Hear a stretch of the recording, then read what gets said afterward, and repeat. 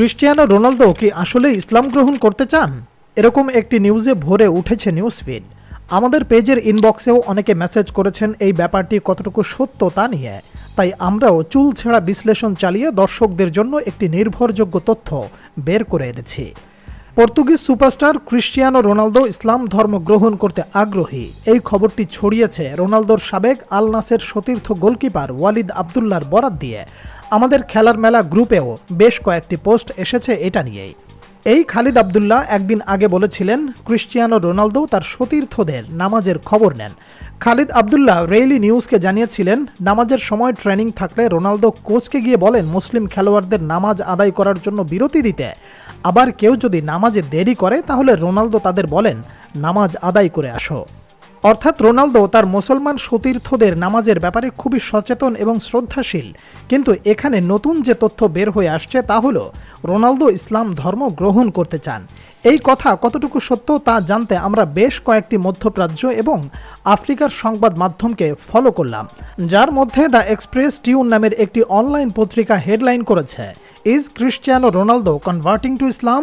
অর্থাৎ রোনালদো কি ইসলাম ধর্ম গ্রহণ করতে চান?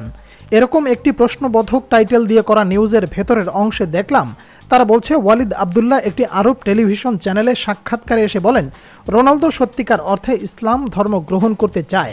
আমি তার সাথে এ বিষয়ে কথা বলেছি এবং তিনি আগ্রহ প্রকাশ করেছেন। আবদুল্লাহ বলেছেন, তিনি ইতোমধ্যে গোল করার পরে মাঠে সেজদা করেছেন এবং তিনি সবসময় খেলোয়াড়দের প্রার্থনা করতে এবং ইসলামিক ধর্মীয় অনুশীলনগুলি অনুসরণ করতে উৎসাহিত করেন। কিন্তু এই কথাও বলা হয়নি এই কথাটি রোনালদোর, বরং বারবার বলা হয়েছে এই কথাটি ওয়ালিদ আবদুল্লাহর। জিও সুপার টিভি নামে আরেকটি গণমাধ্যম এই খবর প্রকাশ করেছে। তারা হেডলাইন করেছে, Ronaldo wants to convert to Islam, says former Al Nassr goalkeeper Waleed Abdullah. অর্থাৎ তারাও সাবেক এই আল নাসের গোলকিপারের উদ্ধৃতিকে আমলে নিয়ে নিউজটি পাবলিশ করেছে এবং একই রকম নিউজ প্রকাশ করেছে। দ্য এক্সপ্রেস ট্রিবিউনের মতো তারাও টিভিতে দেয়া সেই সাক্ষাৎকারকেই ছেপেছে। তবে আরেকটু বিস্তারিত লিখেছে pulsenews.ng। তারা বলেছে, মরক্কো ওয়ার্ল্ড নিউজ নামের একটি টেলিভিশন চ্যানেলে সাক্ষাৎকার দিতে গিয়ে ওয়ালিদ আবদুল্লাহ জানান রোনালদো ইসলামিক কালচার সম্পর্কে জানতে আগ্রহী এবং মুসলমানদের ধর্মীয় অনুশীলনকে তিনি খুবই পছন্দ করেন। তারা কোথাও রোনালদোর ইসলাম ধর্ম গ্রহণের কথাটি বলেনি, বরং ইসলামের রীতিনীতির প্রতি রোনালদোর মুগ্ধতার কথা প্রকাশ করেছে। ব্যক্তি জীবনে রোনালদো তার গায়ে ট্যাটু করেননি, ইসলামও শরীরে ট্যাটু আঁকতে নিষেধ করে।